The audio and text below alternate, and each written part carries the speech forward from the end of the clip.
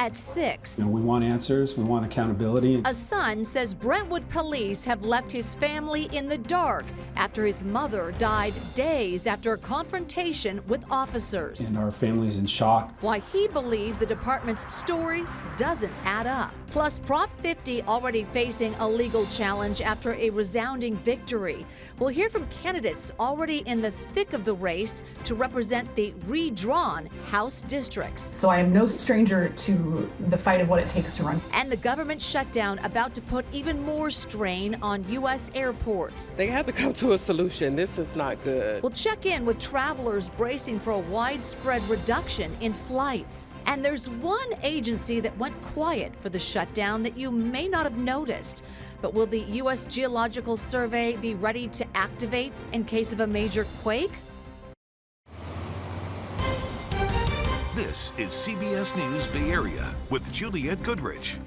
Good evening. An East Bay family demanding answers from Brentwood police after an elderly woman died last month following a tense encounter with officers.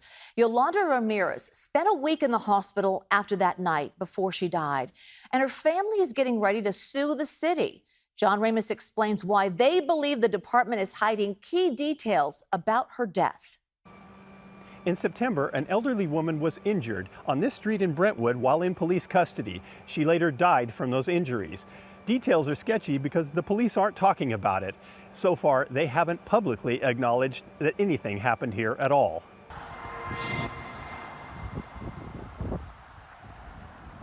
On September 26, Brentwood police were called to this home on Broderick Drive. There, they found 72-year-old Yolanda Ramirez outside, who had arrived to take her brother to a doctor's appointment. There was some kind of disturbance of the peace situation, and that's how they were called to go there. Starting to hear about some of the events that had transpired through witnesses, neighbors that are coming forward, and haven't heard anything from the police at all. Rich Ramirez is Yolanda's son. He says police have yet to speak directly with the family about what happened, but for some reason, one of the officers went to arrest Yolanda, forcing her to her knees, handcuffing her, and then pulling her to the car. Neighbors heard the commotion and witnessed what took place. They observed as the officer was taking her to the car, him striking her head on the window. Melissa Nold is an attorney representing the Ramirez family. She says when EMTs arrived, Yolanda was unconscious and covered in vomit with injuries to her wrists from handcuffs. Yolanda died 7 days later at the hospital. But when she first arrived at the ER, doctors asked the family what happened because police never told them. We don't think that they told the EMTs and the medical staff what happened to her about the head injury, because vomiting is a sign of of pressure in the brain and a head injury. And so had they properly told that, then they wouldn't have been asking the family what happened. How the heck would the family know what happened? Had they said that she struck her head on a fixed object, they would have had her in CT immediately, right? She's not conscious. She never, to our knowledge, never regained consciousness. A document ordering Yolanda's car to be towed lists her as being arrested for PC 148, resisting arrest. But since her death, there have been no public announcements about the incident at all. I personally reached out with my dad a couple times with the police to trying to get the police report to understand what had happened. We were told that my mom was involved in the incident and that we weren't. So if we needed to get that information, she would be the one to be able to provide that. They would reveal nothing to you even though you were a direct family member? Exactly, yeah. And given her circumstance and her situation, she was obviously unable to do that. In fact, at this point, they only know what happened because Attorney Nold hired private investigators to interview the neighbors, something she said the police had not done. They're obviously hiding something. I didn't have family members that have been online trying to figure out, if they're saying anything. We want answers, we want accountability, and demand some justice. Late this afternoon, after multiple calls from the media, the police issued a written statement saying Yolanda was placed under arrest for attempting to flee. It said medical personnel were contacted when she appeared to be having a medical issue in the back of the patrol car. The statement made no mention of a head injury, and no one was made available today to answer questions. The attorney says she has filed a claim with the city and is preparing a lawsuit. She's demanding public release of any body-worn camera footage, which the police chief says is being provided to investigators from the DA's office. A rescue on the water, just one of the challenges from today's storm. A woman was trapped when her sailboat started to sink in choppy waters in Alameda. It happened this morning. So if you take a look, there's the boat. Rescue crews arrived on the scene near the boat ramp just after 7 this morning, where they found a 25-foot sailboat taking on water. A witness shares his thoughts as he watched this rescue. That's got to be terrifying. I grew up on boats, but I don't think I could ever be out there in that situation. So crews were able to rescue the woman on board, and she was taken to the hospital with non-life-threatening injuries. The boat was also secured to the boat ramp dock. Well, in the meantime, the storm that brought strong winds and rain is long gone across most of the bay. The evening commute looking a lot nicer than this morning. Let's bring in Chief Meteorologist Paul Hagan with a look at the impact. Yeah, that storm system, as expected, was more impactful from a wind perspective as opposed to the rain. Let's take a look at the radar replay over the last 12 hours, and you can see that most widespread rain moving right across the Bay Area during the peak of the morning commute, and the atmosphere being squeezed ahead of that, resulting in some strong winds last night into early this morning. Still some leftover showers over northern California, even a few hit or miss showers left in the Bay Area. But let's take a look at the numbers, the strongest wind gusts. We had some strong gusts around the Bay Area, 61-mile-an-hour gust in some of the higher elevations around Los Gatos, 62 miles an hour at Atlas Ridge. Then you go farther north and the gusts got even stronger. 76-mile-an-hour gust in the Mendocino National Forest and Cape Town, a 93-mile-an-hour wind gust right along the coast. A little closer look to just the Bay Area, and let's add up the amount of rain that we saw, which was kind of in the all or nothing range. We expected there'd be a transition from more in the North Bay to less farther south, but instead of a transition, just kind of a sharp cutoff line, basically along Interstate 80. Less than 1/10 of an inch of rain in San Francisco, but over an inch in San Rafael, about 1.25 inches for San Rafael, Santa Rosa, and Napa, about 1.25 inches for Ukiah as well. So the North Bay really hit the jackpot in terms of rainfall. As far as any additional showers go, they're going to be pretty few and far between as we head through the rest of this evening, but not necessarily absent. The North Bay has the best chance of adding up just a tiny bit of additional moisture. We'll take a look ahead at the next rain chance coming up in the full forecast. That's going to be in just a few minutes. There is some more rain down the line, which we expect in November. A warm storm, though, it felt. It was. Not much snow in the Sierra out of this one. Okay. All right, Paul, thank you. Well, the rain coincided with the king tides, which flooded a number of spots, including a parking lot at Tamalpais High School. This is in Mill Valley. We actually saw a few people, look at that, arriving by golf cart to retrieve their cars. The day after, we're looking ahead to what's next. After Prop 50's decisive victory, the push to redraw California's congressional maps passed overwhelmingly. Nearly 2/3 of voters supported it, with 100% of the vote now in. But the measure is already facing a legal challenge. Kelsey Thor joins us in studio now with the early election fallout. Boy, it was decided quick, and now there's some challenges. Yeah, it is interesting what's going on post-election night. So once things are finalized, though, state lawmakers will then have the green light essentially to hand Democrats up to 5 extra House seats. And the races for those redrawn districts are already underway. But in the meantime, Republicans are still trying to stop that from happening.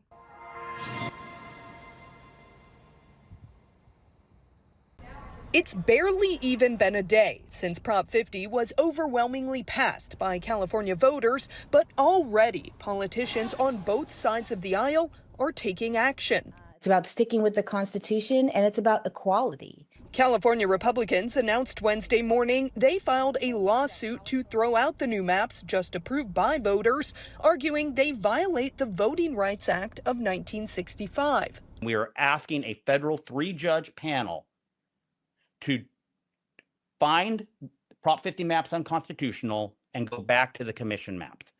California's District 1 is one of the seats most impacted by Prop 50. Under the new map, it would no longer represent those in the northeasternmost corner of the state, instead moving farther south and west to encompass parts of Mendocino and Sonoma counties. Congressman Doug LaMalfa has represented that district since 2013. He told me his district voted overwhelmingly against Prop 50, but will nevertheless be one of the areas most impacted by it. We thought it was a terrible idea, and the voters in the district I represent pretty much felt the same. So here we are with having new maps foisted upon us that really take away the reflection of their voice and who they choose for legislators. A Democratic challenger to Representative LaMalfa has already entered the race. Audrey Denny is no newcomer to the area. She's a Chico educator who ran against LaMalfa in 2018 and 2020. She launched her campaign this year before Prop 50 even passed. So I am no stranger to the fight of what it takes to run for Congress. And I launched on October 6th amid a lot of organizing work to make sure that Prop 50 passed.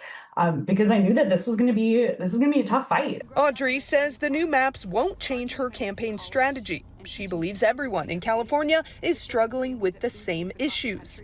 And so whether you're a Republican, a Democrat, or a no party preference voter, whether you're in Susanville and Lassen County or Santa Rosa and Sonoma County, like you're facing the same issues of childcare costs rising, grocery costs rising, healthcare premiums skyrocketing, housing costs increasing. But LaMalfa says people in more rural areas of the state do have different interests and needs. He feels this redistricting has completely torn that apart.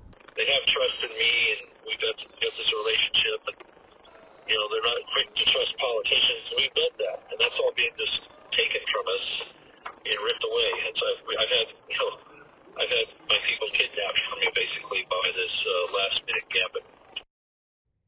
Now, the reason that we were only able to reach Doug LaMalfa by phone is because he's actually in Washington, D.C. dealing with the government shutdown, Juliet. So he's dealing with a lot. He has a totally new district now that he's going to face in 2026 if he's reelected. So he says his number one job after reopening the government is to come back here and visit some of those areas that are going to be new to his district next year. Okay, that's a job ahead. All right, Kelsey, thanks so much. All right, and still ahead here at 6, the government shutdown about to create even more of a crunch at U.S. airports. Why the FAA is calling to reduce flights across the country and what it could mean for the Bay Area. Plus, there is one agency that went quiet for the shutdown that you wouldn't notice unless the Bay Area starts shaking. We'll look at how it could affect the response to a major quake. So it is not the type of record anyone wants to break. The federal government shutdown is now the longest in U.S. history at 36 days and counting. There's still no sign of a resolution as millions of Americans wait on food benefits, which are only partially funded and significantly delayed. And then speaking of delays, today, Transportation Secretary Sean Duffy announced that starting Friday, the FAA is reducing airline traffic by 10% in 40 high-volume markets across the country. Duffy says the shortage of air traffic controllers could turn into a safety concern. They're working longer hours, they're working more days, and that's some of the pressure that we're seeing on them, and we want to alleviate that pressure before it would become an issue. Those controllers that have been showing up for work have been going unpaid for more than a month now. It is unclear whether any Bay Area airports are going to be included in that mandatory flight reduction, but officials at SFO say they're moving forward under the assumption that they will be impacted. We did hear from travelers arriving at the airport today. That's going to be devastating. I mean, I know it's unfortunate that workers aren't getting paid, but to reduce the flights, like people fly for business, like they have to come to a solution. This is not good. So here is a breakdown of how a 10% daily flight reduction could impact the 3 major Bay Area airports. So San Jose Mineta would have to cut roughly 28 flights per day. Oakland Airport would need to cut about 10, while SFO would need to cut about 116. Again, it's still not clear exactly which airports will be affected by these restrictions. Duffy said he and the FAA leaders will meet with airline officials and release a list of affected airports tomorrow. Meantime, the day-to-day risk might be small, but the consequences will be huge when the next major earthquake hits the Bay Area. And when it does, will the U.S. Geological Survey be there? As Brian Hackney explains, they're currently not allowed to do any work. This is the USGS doing what it does best. 270 degrees, 41.2 seconds. Informing the public about quakes. Yeah, that's showing the actual offset. What will happen before one hits and what happens after. Everything's been pretty well recon. But for now, Their lips are sealed. Try reaching USGS. You'll get an automated response reading in part that because of the shutdown, they're prohibited from conducting work as a federal employee. But despite that prohibition, I think everything will change at the occurrence of a big quake. Okay. Geophysicist Ross Stein spent a lifetime at USGS. I can't speak for the survey, but I spent 30 years there, and I know an awful lot of good people there, and wild horses couldn't keep them from working on the quake. Even though they're forbidden from returning phone calls and emails until further notice? It's my understanding that in an emergency, the USGS would permit direct communication with the scientists to continue talking with the public. Some things are still up and running because they're automated. Earthquake early warning that could potentially give the public seconds of notification before the strong shaking begins. And before a big quake, could clues to an impending quake go unnoticed because of the shutdown? Case in point, the Lake Elsman quakes in the late 80s, 2 magnitude 5s that now look like warning signals that Loma Prieta was about to snap, which it did. Yes, in retrospect, those Lake Elsman earthquakes do indeed look like foreshocks, but we're no farther in our ability to use earthquakes like that, moderate little guys, magnitude 5s, to forecast the occurrence of the next earthquake. So the short answer is we'll miss those clues again, but it's not because of the shutdown per se, it's because it's so hard to read those tea leaves. So that speaks for USGS, but what about the other federal agencies that it would have to coordinate with in the event of something big happening? Now you've hit a soft spot. That would be very hard to do. Again, I feel people would improvise, people would do their best to make that work, but that coordination is something which will be made much harder during a shutdown. Okay, so there will be a response, but it will not be as efficient as it would have been if the government had been up and running. Probably so. The major holdup remains in the U.S. Senate, where any spending bill needs at least 60 votes to pass. Democrats continue to push for an extension to health care subsidies that were slashed by President Trump's so-called Big Beautiful Bill. All right, coming up, the storm has mostly moved out. So how does the rest of the week shape up? Paul Hagan will be back with the full 7-day forecast. Full.